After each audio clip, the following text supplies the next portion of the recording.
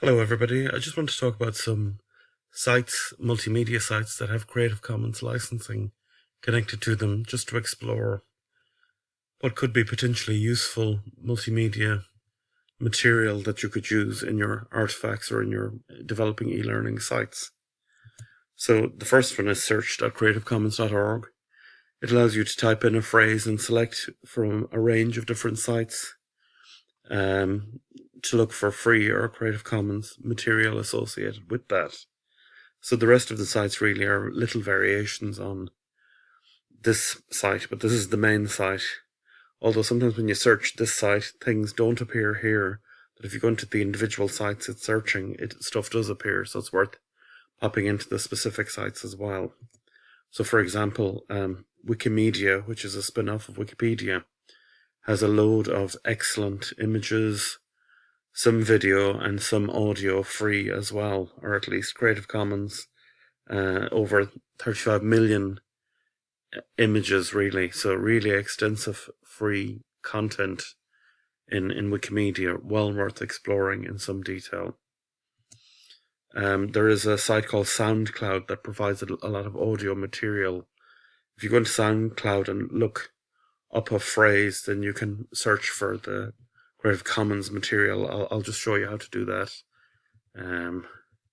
So we'll get into SoundCloud, and then if I type in Oasis, for example, and search for Oasis content, and then I go into tracks and go to listen to.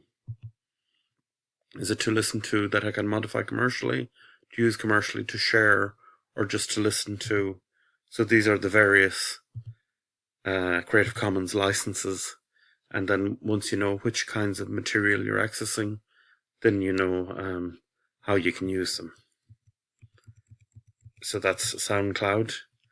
Vmo as well, which is a video site like YouTube.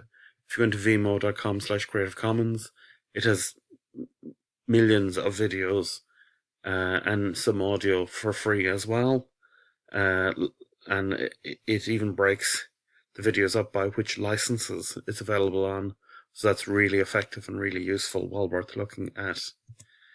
YouTube is the same as SoundCloud. You have to fiddle around a little to get the content you're looking for. So if I go into YouTube, and again, I'm just looking for Oasis, these are all the videos with the name Oasis in them. If I go into filters and then filter by Creative Commons, then I get all the videos with the word Oasis in them that are Creative Commons, that is, that they're licensed in some way. Then if I go into an individual one, I can see precisely what the licensing is for that particular material. So back to here. There's OER, which are open educational resources, and there's an open educational resources site, oercommons.org, and all of the good open educational resources Creative Commons license material is there, and you can even see the Creative Commons logo down there, so well worth looking at that site. Flickr is a photo album site, and it has again, if you go into flickr.com/Creative Commons, it has all of its content sorted by license. As you can see, there's 73 million photos available on the attribution licenses, so well worth exploring, and it explains nicely the different Creative Commons licenses here as well. And then a kind of spin-off of that is TenEyes Labs, which allows you to search Flickr by color. So I might go into that. So let's say I'm creating a website and I want an image in the background that's green. So I might say that this green here, this will search Flickr, this TenEyes Labs site, and look for images that are almost all green. But let's say I want a mixture of green and yellow. I'm saying here it's 50% green and 50% yellow. Let's make it, but just by dragging it across, 10% green and 90% yellow. It'll search for images that are like that. Let's go the other way. Almost all green with a little bit of yellow. Let's add in red as well.